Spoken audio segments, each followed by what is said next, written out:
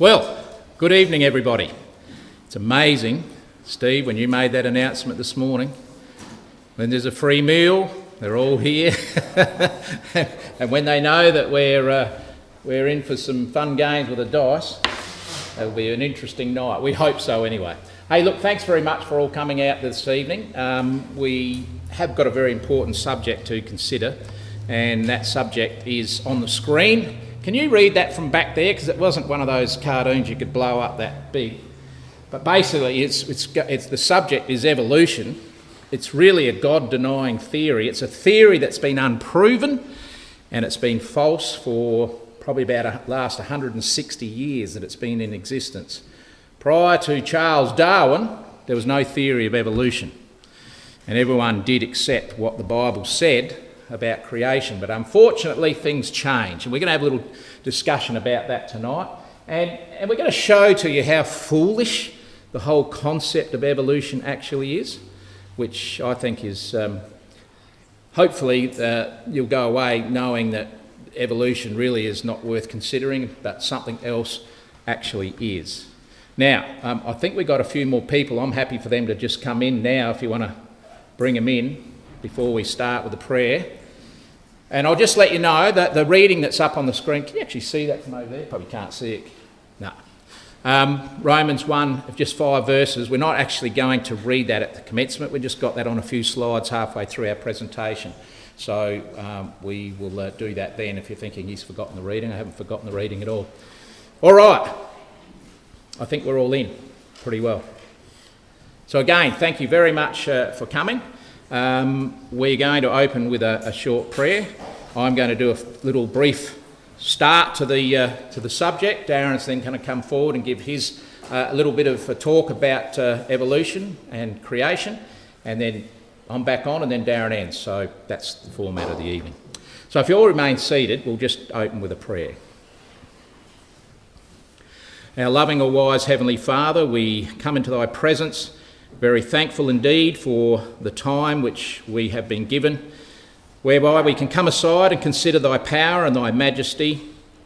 For dear Father, when we consider the incredible universe in which we live, we're very mindful of the amazing creative power of the setting in order of all the stars and all the planets and all the solar systems.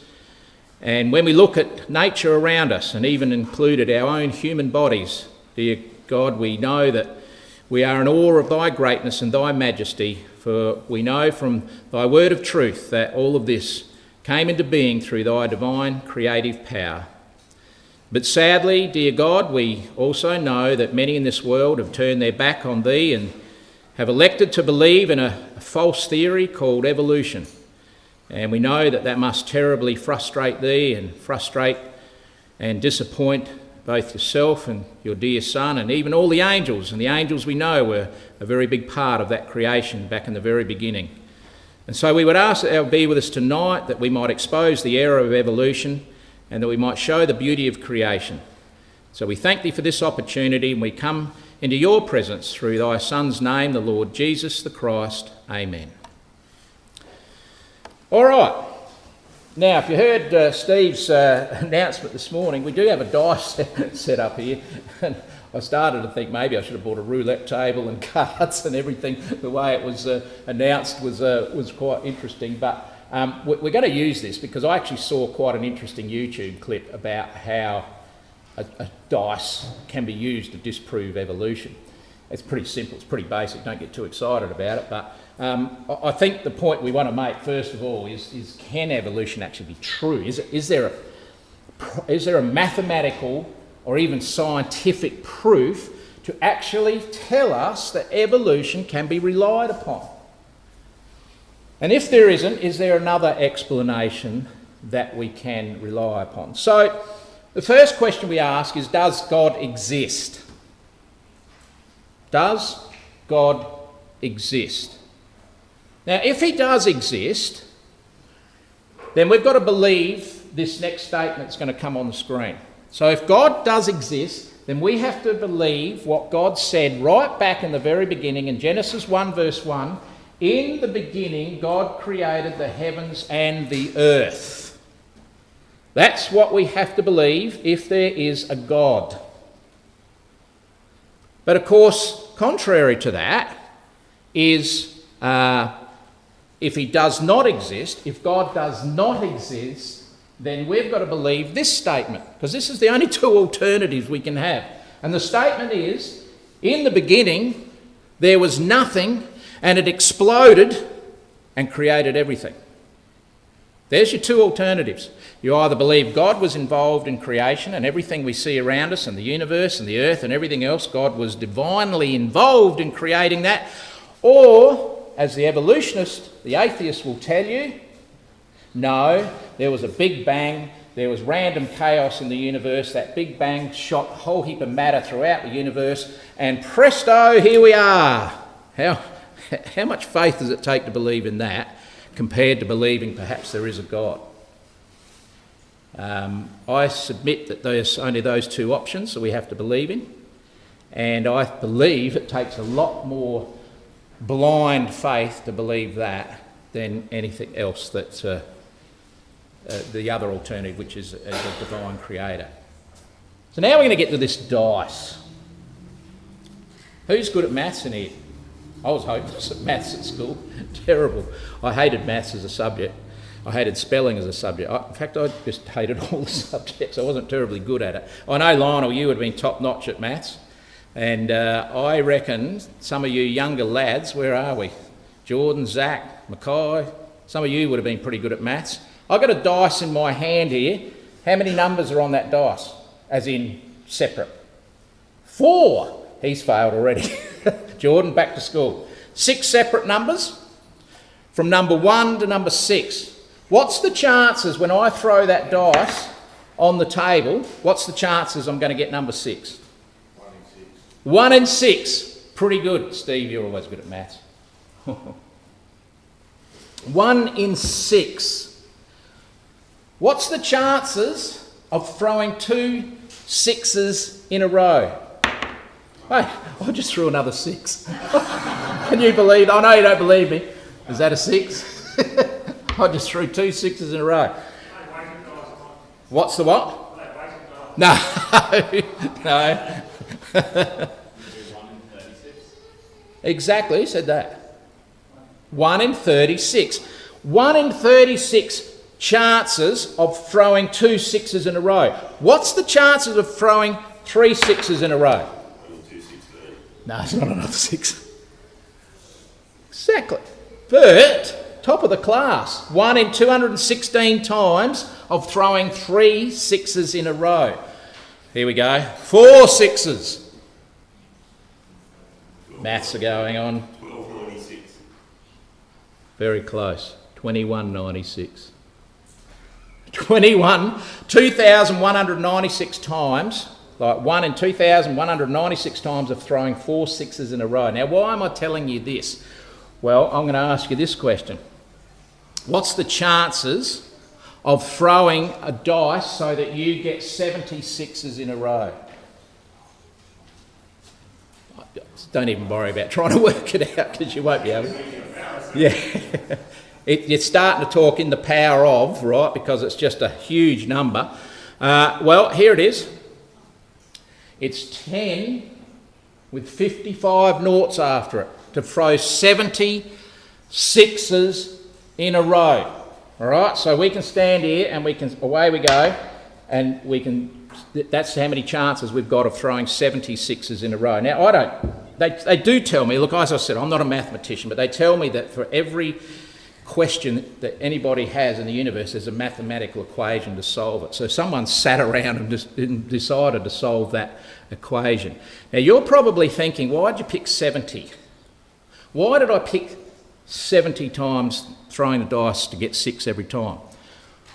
Well, the reason is very simple. The mathematicians that have come up with that answer have also told us that with the Big Bang theory, when you start to talk about, an explosion that sent matter into all corners of the universe, and it just happened to set Earth right a certain distance from the sun, they say it's actually 1 in 10 to the 55th power that could happen on the first bang, or there was only one bang according to the theorists, all right? There was only one bang that ever happened and it outshot all this matter, and Earth ended up being right where it needs to be for life. They say the chances of that happening are 1 in 10 to the 55th power of that occurring. Now you might say, well, it still could happen, couldn't it? It could actually occur. Well, then what you've got to do is you now got to have mathematics combined with statistical probabilities, all right? This is a whole new equation to me. I don't understand it fully. I don't expect you to. So we got 1 in 10 to the 55th chance of a dice being thrown 6 times in a row for 70 times straight without missing. Then, to get it on the first time, there's what they call statistical probabilities. So the question is, how long would it take to throw 76s in a row? Because you might go, oh, there's 1, there's 2. To throw a dice 70 times might only take you about 5 minutes, all right? But to get 76s in a row, but you might get to number 68 and you've thrown 6s every time, then, oh no, I just threw a 2. So you've got to start again. So they put all these statistical probabilities in with the maths, and they have worked it out how long it would take to actually throw this dice to get 70 times the number 6 coming up. Here it is. It'll take 100 trillion, trillion, trillion, trillion, trillion, trillion, trillion years. That's how long it would take me to throw that and get 76s in a row. Funny thing is, the evolutionists, the atheists, tell us the universe and the Big Bang happened well before any of those numbers ever appeared. They don't even talk in trillions of years, they call it billions of years. Billions of years the universe is that's how old the universe is according to them. So here's the thing. We are only talking about putting the Big Bang into effect where Earth comes in line with the sun, the right distance from the sun, the right tilt of the axis that gives us all our seasons, the right speed upon that axis that rotates that gives us the right type of gravity to live, the right movement around the sun and the right distance from the sun to give us days, nights and everything else. Plus we've got a moon that's been put into orbit around the Earth. What's the moon do? Does anyone know what the moon does? Tides. Gives us the tides. They say if we have not got a moon, if suddenly an asteroid hit the moon, knocked it out of our, the circle of orbit of the Earth, they say mankind would probably be non-existent within 6 months because all the oceans will die. There'll be no nutrients, there'll be no tidal flows, there'll be nothing. It'll all just be chaotic, and the moon does a lot more with our weather patterns as well. So the chances of our Earth just happen to be in this right position at the right time with all of those characteristics and features put into place like that in our solar system, because there's no other planets where there's life at all except ours, the chances are 1 in 10 to the 55th power. That's just to get our planet in the right position. That's got nothing to do with life on the planet. That's just to get our planet in the right position in this universe. What's the chances? So the evolutionist says, well, they say the Earth just happened to be in the exact life-sustaining position in the solar system as a result of the Big Bang. But in the Bible, God created the heavens. He stretched them out. He created the earth. He gave breath to everything on the earth, including you and me, and he gives life to all those that are on the earth. There's your two differences. You've either got chance or you've got a divine creator. So that's the secret of the dice. Mathematics is an amazing thing. Yes, Matt. A bit of research, like out of curiosity, that 10 to the 55th power you mentioned, that's more than there are atoms in the earth. Absolutely. And you'd know because you counted them. Exactly. There you go. 10 to the 55th power. That's a theory as well. That's a theory as well, someone said. More atoms than there are in the world. By the way, just out of curiosity, has anyone got one of those Google things you ask a question to? Google Home or whatever? Next time you go home, or Siri, I think Siri probably do it as well, ask Google, is it true there's more stars in the heavens than there are grains of sand on the seashore? And she will actually give you a Wikipedia thing that says, yes, they believe so. So isn't that amazing? More stars in the universe than there are grains of sand on the seashore in this entire planet. That's mind-boggling. Well, that's enough from me, because we now want Darren to come forward, because he's going to give us a little bit more about evolution. Thanks, Darren. Oh, you need this swap over. While he's swapping that over, I'll get my next slide ready.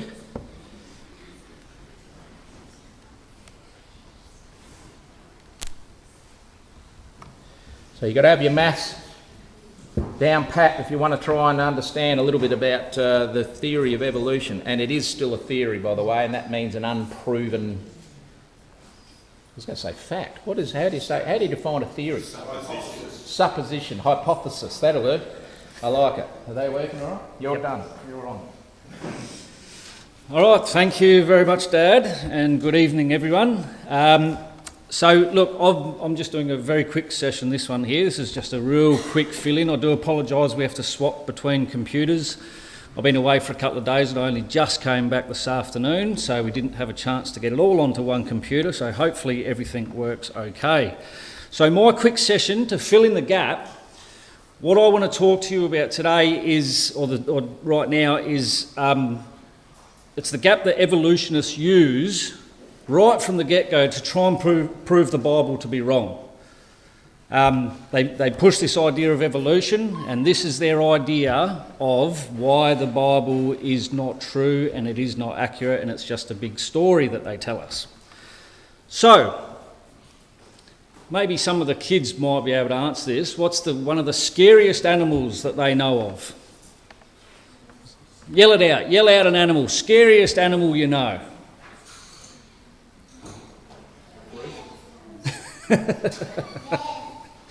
Is she watching? Dinosaur.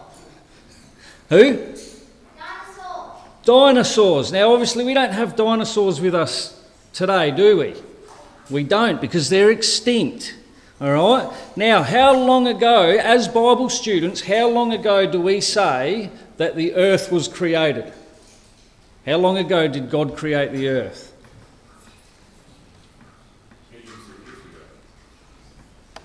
Don't answer like that. That doesn't help me out. 6,000 years ago, we think that day one of creation started. All right? 6,000 years ago. But how do we explain these dinosaurs?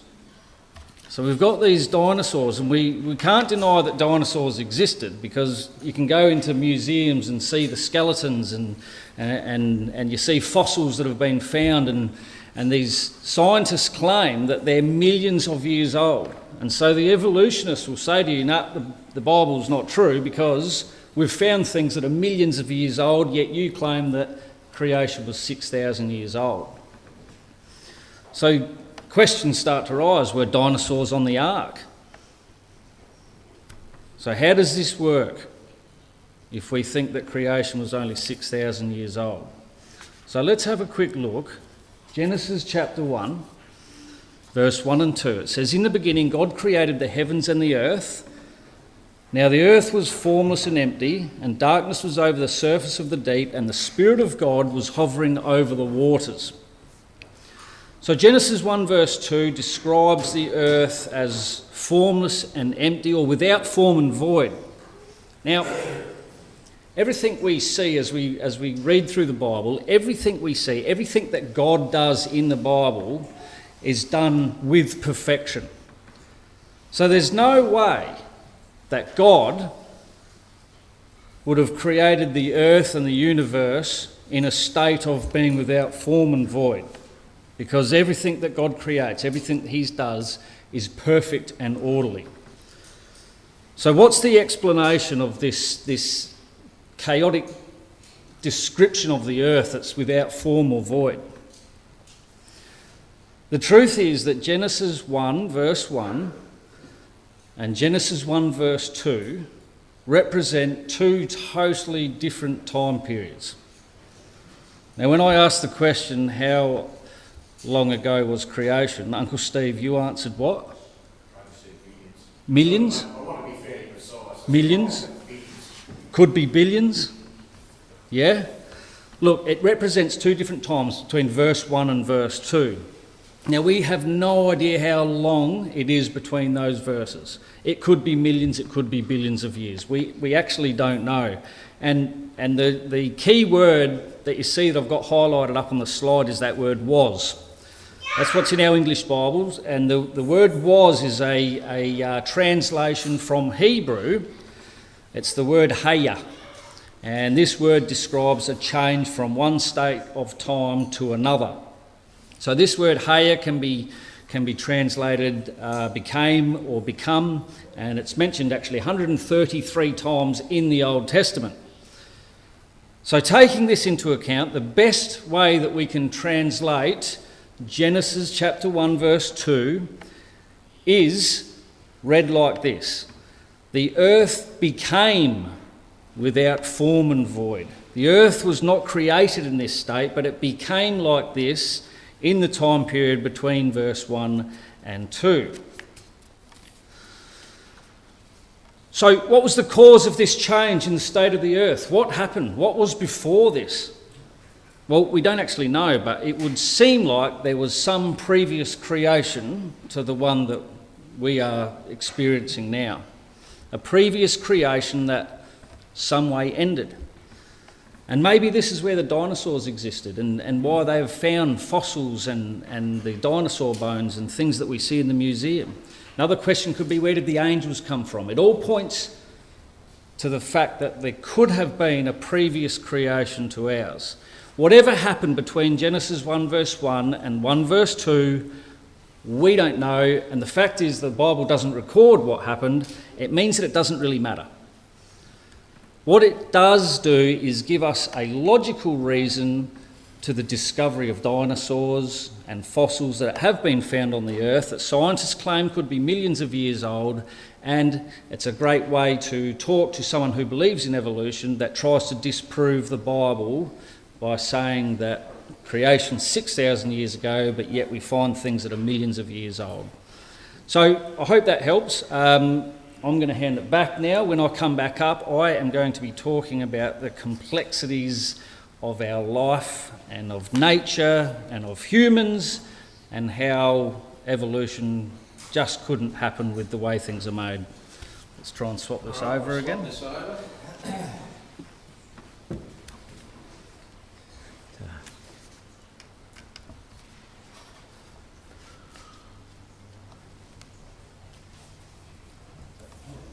think we're back on board again, are we? Here we go. Righto. Thank you, Darren, very much. So we've now established, as Darren has said, there could be two creations. We don't know anything about the possible first one. Who knows where all those things that Darren was talking about came from. So I've never personally believed there was, T-Rexes run around in the Garden of Eden and then they got on the ark. I couldn't quite marry that up with my own understanding. Some actually think there were. That's fine, whatever. It doesn't really matter. But there is at least an explanation from that Hebrew, as Darren said, that shows there was another creation. The other thing the evolutionists tell us is that we came from the chimpanzee, not the apes, the chimpanzee. Apparently chimpanzees are the closest living entity to a human being. And the DNA between the two of us is sort of similar. So they've said, yes, all along we come from the chimpanzees. The only problem is they also tell you that there are links between the chimpanzee and modern human today. And those links, you've probably seen these before, are all of these creatures as they progress through the evolutionary process to finally stand upright into being, the human being that we are today. They're called links. But the trouble is they're missing, and they're still missing. No evolutionist, no atheist, try as they have over many, many, many decades to try and find the missing link.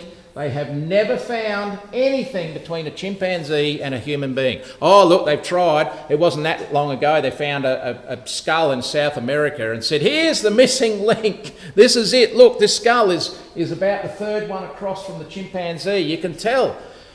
They worked out after a close analysis, the skull was about 180 years old and it belonged to a tribe, one of the tribes in South American jungles that lived there, and it just totally destroyed their entire theory. So they've never found that link. There's never, ever been that missing link found. So what they then resorted to was they said, well, you don't actually need the link. You just need to see that there are features. That's why I wonder whether I was given the job of doing this because of the similarity between the chimpanzees and the human being.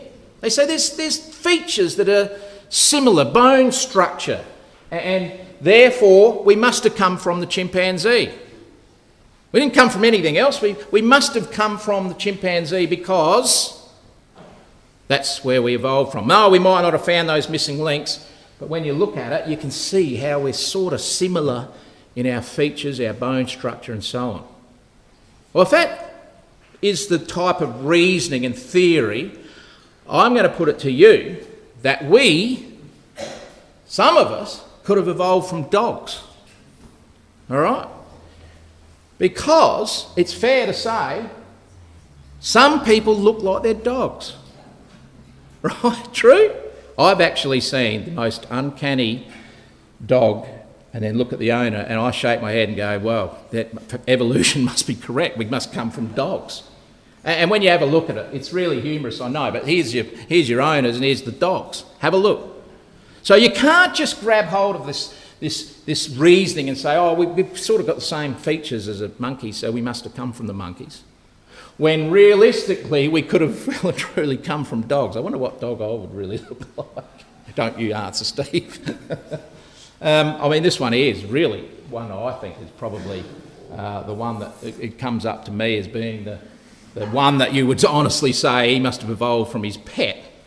So we didn't evolve from dogs. We did not evolve from chimpanzees. We did not evolve from any lower sub-form of creature. We were created as human beings right from the word go. And you know, even the man that invented the theory of evolution, he actually went, shh, I don't actually really think it's that real. I don't think he ever realised how this would just take off and spread like wildfire around the world. And his statement about his own theory was this. He looked at the human eye, and to this day he says, it gives me a cold shudder to think that the eye had evolved from natural selection. Seems, I freely confess, to be absurd in the highest degree. You know what Charles Darwin was saying? He was saying, in actual fact, I think my theory is rather ridiculous. I think it's foolish when I really consider. And he never had all of the medical science available that we have today to look at the intricacies of the human body, but he even could tell there was a problem with believing in evolution. So when you get to Genesis chapter 2 verse 1, at the completion of that creation, we have this statement said in verse 1 of chapter 2. And here's what it says: thus the heavens and the earth and all the host of them were finished. You know what that word finished means? It means fully completed. Doesn't mean God used evolution to bring about creation. It doesn't mean that he said, oh, you know what, I'm gonna get mankind onto the scene, but I'll start with something minor down here like a monkey or whatever, or a bit of slime in a pond, and I'll use this huge amount of time because God's got all the time in the world, and I'll finally get ourselves right through to a human being. No. The Bible says when God finished the creation in 6 days, he said, I finished it fully completed. Finished, completed. The unit was finished. The giraffe was a giraffe. The monkey was a monkey. The human was a human. The dog was a dog. It was not some transition period of animal that would get to that end state. So that's where we come to our reading, because you know what? The Apostle Paul said this in Romans chapter 1. You don't have to look it up because we've got it on the screen. In fact, we'll refer to it from the screen. The Apostle Paul said this about the theory of evolution, because he virtually predicted it would come along. And God obviously told him this.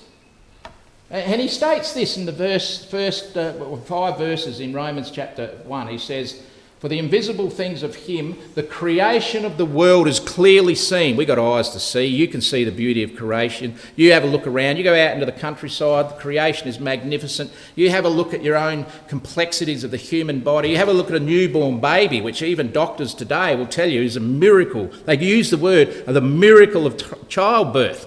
It's absolutely amazing. You can see it. It's clearly seen.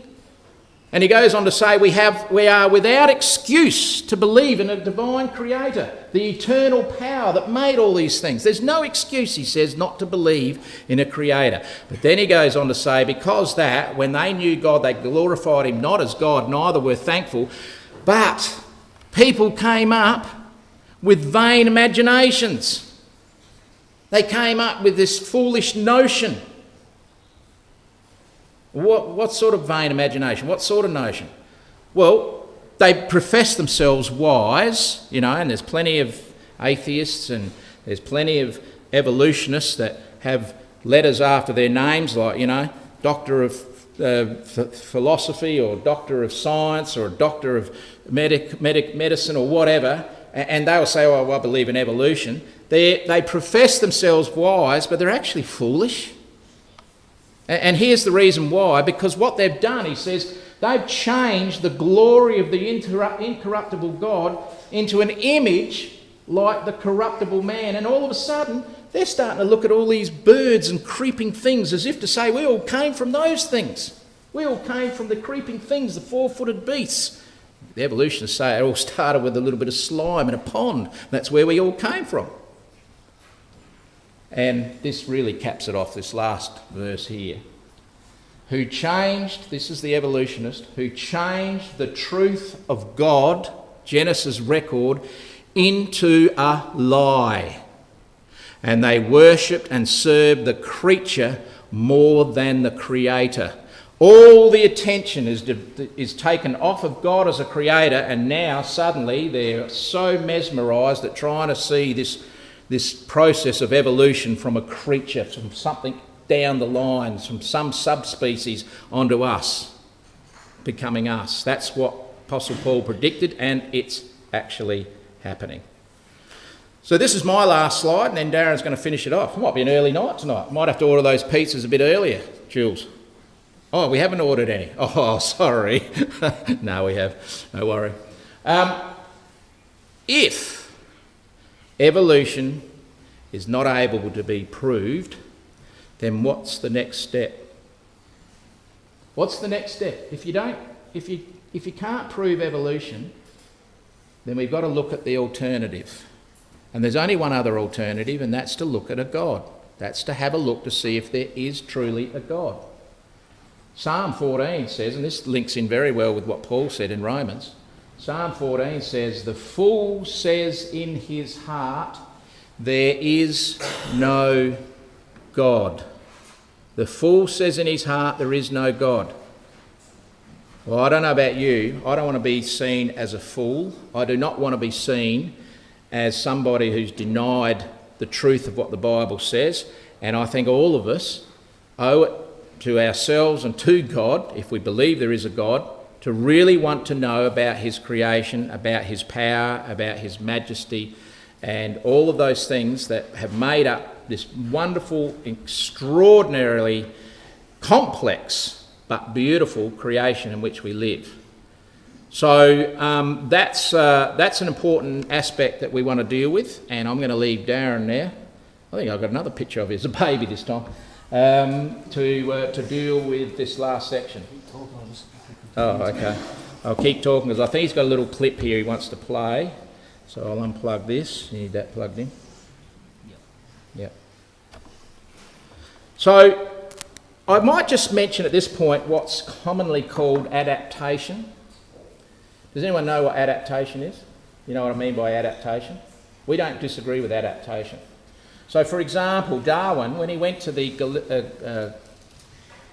Galapagos Islands, I said Gallipoli then, Galapagos Islands, one of the things that the evolutionists hang so much weight on is this little canary that was a bird on the island that he was able to watch and closely analyse, and he could pick up, don't know exactly how, he could pick up that their beaks actually seemed to change because of the food source on the island. They needed to have this stronger, more pronounced beak to be able to break into their food source. So suddenly he said, see, this is evolution in process. We can actually see it in this bird. He's actually evolved into a stronger beak, right? That's called adaptation. We don't have a problem with adaptation. Let me give you an example of adaptation. You can tell I'm not terribly fit, all right? Fitter than you, probably, but I'm not terribly fit. But if I suddenly decided to become a bricklayer, all right, and I... Steve, I can see he's laughing already. If I wanted to become a bricklayer, all I would need to do is start handling bricks and putting them up. Now, what's going to happen to this muscle here? All right, it's pretty powerful now. You only need to ask Darren. All right, it's powerful. It's going to bulk up. It's going to become extraordinarily strong. Now, I don't care if is there any bricklayers here. I know bricklayers are very, very strong because they are manhandling heavy stuff all the time, and they have adapted to their style of work. That's called adaptation. That's nothing to do with evolution. That person hasn't changed into some other creature. That bird on the island that Charles Darwin went to was still a bird. It didn't change from a bird into a giraffe, all right? It stayed a bird. So we do understand the idea of adaptation, and we don't disagree with that. You get two different dogs and you join them together, you'll get a totally different species of dog. There's nothing wrong with that. That's not evolution. It's still a dog. Not going to give birth to a monkey or a giraffe or an eagle or anything like that. You are still within the confines of that particular species of animal. So yes, we do agree with adaptation. We see that happening all around us. There's not a reason to even deny that. So what Charles Darwin saw on that island was very simply explained. But that canary never changed into another species of creature. And it's still over there now, I believe, still with its big beak, and it's still a bird. Hasn't changed into anything else. So that's all I need, Darren. You're now bringing us home. All right, thank you. Can evolution explain life's complexities? So I started looking at, a few different animals and things like that to try and show how evolution wouldn't work with the way they've been created. So the first one I came up with was the giraffe. So the giraffe requires a special heart. Because it's got such a long neck, it requires it's a big heart, it's a very strong pump, and it's needed to pump the blood up the neck of the giraffe. 2 metres high, a giraffe heart can pump the blood. So when I tried to look at that as to how evolution would work, what came first? Was it the long neck? I mean, was it a horse or something like that? And it suddenly decided it wanted to get to the food up into the tree there, so it got a long neck because it would have needed the heart prior to the long neck, because otherwise the blood wouldn't be able to pump. If it got the heart first, a giraffe's heart is very, very high blood pressure. A horse with the same size heart would die because it wouldn't be able to have that. So just nothing made sense with how evolution would work. It would have to have happened all simultaneously. But evolutionists will tell you that it happens over millions of years. The other animal I looked at was the bee. Now, I don't know if anyone's ever looked into the bee before, but they are an absolutely amazing animal.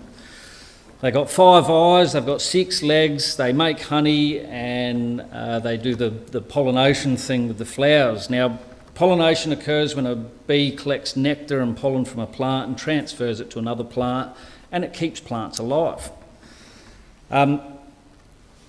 What's that got to do with anything? Well, if bees suddenly became extinct, our world would not be able to support the current population on this planet. In other words, without bees, millions of people are going to die. The reason this is because of the lack of food that would occur without bees. Bees pollinate fruit trees, vegetables, crops, all sorts of things. So without bees, farmers would go out of business. We wouldn't have your Woolies and your Coles because they wouldn't have most of the food that they sell, and it would throw the world in complete chaos. So they're just two small examples of the animal world that show that these small changes over millions of years just wouldn't work. Plants and bees would have had to have been created together, because if one happened before the other, then one of them's going to die out before the other. So everything had to have happened at the same time. Psalm 139 verse 14 says, "I'll praise thee, for I am fearfully and wonderfully made." Now I just want to talk now about a little bit about the human body, and Dad touched on this when he spoke about Charles Darwin talking about the eye. Charles Darwin described it as one of his greatest challenges in the evolution theory. Matthew 6 verse 22 says, Jesus said that the lamp of the body is the eye. Now the human eye possesses 130 million light-sensitive rods and cones that convert the light that we see into chemical impulses into our brain to tell us what we're looking at. That's how the eye works. And it sends these signals to the brain at a billion times a second to tell us what we're looking at. All right? So the problem we've got with how evolutionists think is that with all these intricate components that work just perfectly well together, how could it be that this occurred over millions and millions of years? Because if one happened without the other, you still wouldn't be able to see. And when you think about it, small changes to a creature's survival or human survival would become a hindrance. For example, what good is half a wing?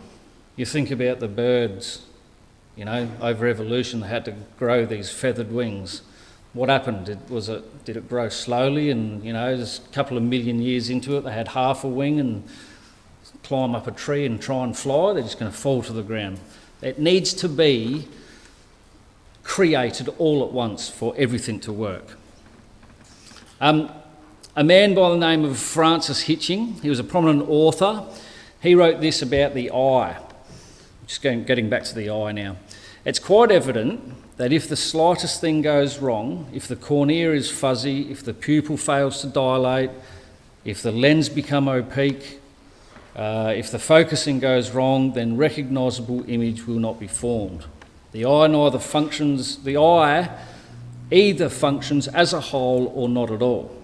So how did it come to evolve slow and steadily over millions of years? It couldn't. It had to have been a divine creator. And Dad touched on this as well, that it troubled Darwin. He knew how the eye roughly worked, and it troubled him that it could have happened with evolution. And he wrote this letter to a friend. He said, "The eye is so incredible, and consider this, that we have not one, but two of them, except for Uncle Ross." Sorry, Uncle Ross. This matched pair, coupled with an interpretive centre, our brain, allows us to determine distances. We can focus on things. Our eye compresses. They're inset beneath a bony brow that, along with automatic shutters in the form of eyelids, provide protection for these intricate and delicate organs. Perhaps Darwin should have looked at the Bible, and perhaps if he looked at what King Solomon wrote. In Proverbs 20 verse 12 it says, "The hearing ear and the seeing eye, the Lord has made them both." And in Psalm 94 verse 9 it says, "He who planted the ear, shall he not hear? He who formed the eye, shall he not see?" And the same if we looked at any other parts of our body, our nose, our ears, our tongue. They're just all so amazing the way they work that it couldn't have just happened by chance. The other thing that Dad looked at was our solar system. So we've got the Earth on its axis and spinning around the sun and the moon that goes round. And so I had a little video clip. I hope this works. We'll see how we go. This is just a little video clip to show how small we actually are in the whole scheme of God's creation. Okay, so we're looking at the solar system and we're also looking at the eye. So we'll just see if this works.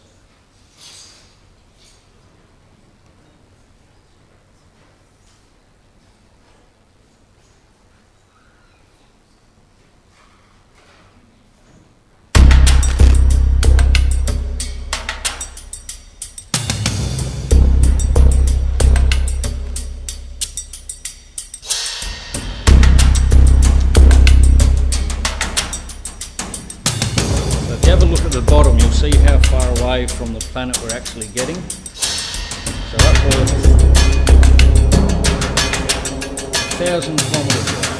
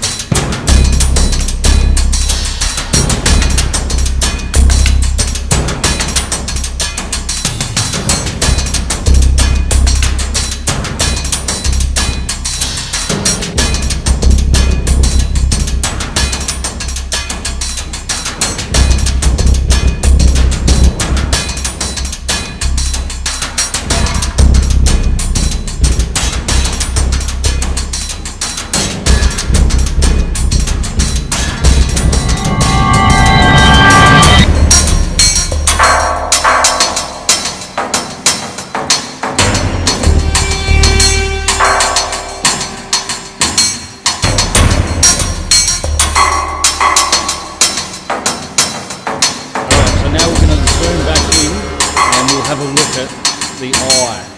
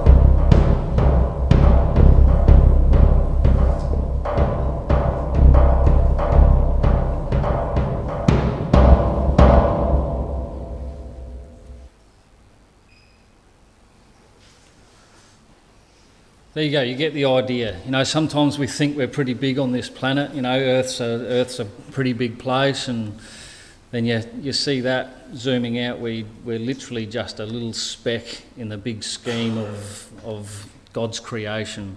And to say that it all happened by chance and that it was just a big bang and it all came together, it just sounds pretty crazy. So, just like a watch, you know, it's got all these little parts that go together. And they didn't just make themselves, they didn't just happen to work. It had a designer, it had a builder, a watchmaker. And so just like the creation as described in our Bible, our God is the designer of this earth. It is by his power that he was able to create everything that we see around us today. It didn't just happen by chance. And we could go even on and look at our brain. The human brain is the most complex structure in the universe. way more than any advanced watch that's ever been made, way more advanced than any computer on the face of this planet. It's amazing how our brain works. All done by God, our Creator. So Genesis 1, verse 31, we know, or we believe that God created everything. Genesis 1, verse 31, God saw everything that he had made, and behold, it was very good. Let's not complicate things and try and bring evolution into it and try and come up with excuses on how evolution might work. Evolution is just a theory to not believe the Bible. It's not anything else except for that. And you know, God saw what he had made and that everything was good, and what a mess us humans have made of the earth. And you know, we have this powerful being in heaven that's created everything. We've made a mess of it, but we don't need to worry, because he also has a plan and a purpose with this earth, and it can involve all of us. So that brings our night to an end. I hope you found that very interesting. If anyone's got any questions afterwards, Dad's there to answer any of them, so go and see him. But thank you so much, everyone, for coming. It's been a really nice night. We do have pizzas coming, so they're going to be served out the kitchen here. Due to COVID rules, you will be getting served the pizza. I think it's a nice night out there, so perhaps it might be nice if we could all go outside too. Social distance, all that sort of thing. That'd be great. So I'm just going to close now with a prayer. If you all just remain seated, I'll close now. Our God, our Father in heaven, we come before your great name. We thank you for allowing us this time to look at your Bible, and we acknowledge your infinite power that has created everything we see. And as we've been amazed by the way that you have created this earth in perfect harmony, we are also saddened that we have totally destroyed this planet. And so we thank you. We thank you that you have a plan and a purpose with this earth. And we know that plan is to fill it with your glory. And so we can't wait for this time to happen. And we know that this can only happen with the return of your Son to this earth. Father, we thank you for the food you have provided for us tonight. We know that you provide everything we need every single day. And so we ask that you'll be with us this coming week. Be with us until we meet again. And we leave our lives in your care through Jesus Christ's name. Amen.